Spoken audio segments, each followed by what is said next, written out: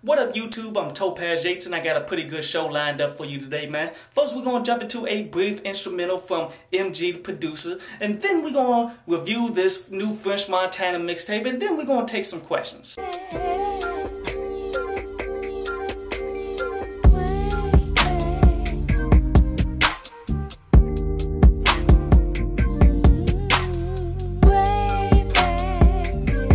So this French Montana Casino Life 2, it has got to be the most disappointing mixtape so far this year. I mean, because he's coming off such a strong mixtape from last year that I deemed a top 5 project, man. That Mac and Cheese Prelude pretty much project. And with this being the first project that he's dropped since then, I'm like, okay, this has got to be pretty damn dope. I gotta get me a bunch of songs off of it, and not so much. Real talk, there's only 2 songs on here that I was cool with, and that's that In the Sun and To Each His Own. That song was the dopest off this entire project. But neither of those songs were good enough to really save this motherfucker. And I already know what people gonna try to say, man. They're gonna try to say, well, you know, this is his Casino Life sound, man. That's completely different from his Mac and Cheese sound. Not really. That title was really only based off the fact that he's using a bunch of Mafia-style samples and such, man. See, French Montana isn't the type of guy that's going to change his sound based off of the title of each individual mixtape. He got too many mixtapes that he's dropped for that to even happen.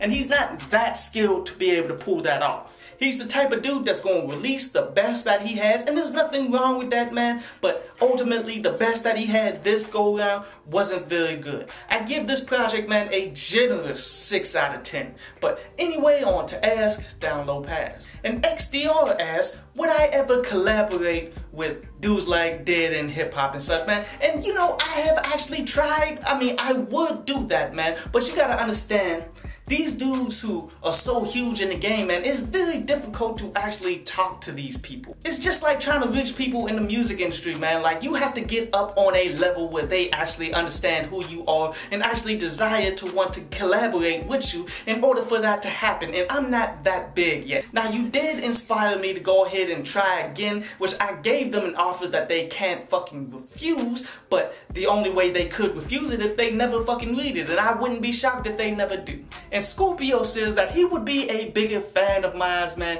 if I would actually take the time and listen to these albums and such that I review for a lot longer and such. And here's my thing, man. Do you realize that music is dropping every day? In which I make that all the more obvious by doing multiple reviews a day. See, I'm not going to put myself behind listening to one project over and over, trying to brainwash myself into liking it, much like radio stations do, people, you dig? Especially not when there's so much great music being released constantly, man, that automatically grabs me. Like, this is why I do the best mixtapes of the month, man. Because I have such high standards for all the music, man, my playlist has become so fucking dope, dude. And because so much great music is being released from the underground and such, man, I can afford to do so, and I always have some new dope music to listen to. See, here's the real thing, man. If your music doesn't automatically click for me, if it ain't automatically dope to begin with, why should I waste my time having everything grow on me when there's a bunch of other artists out there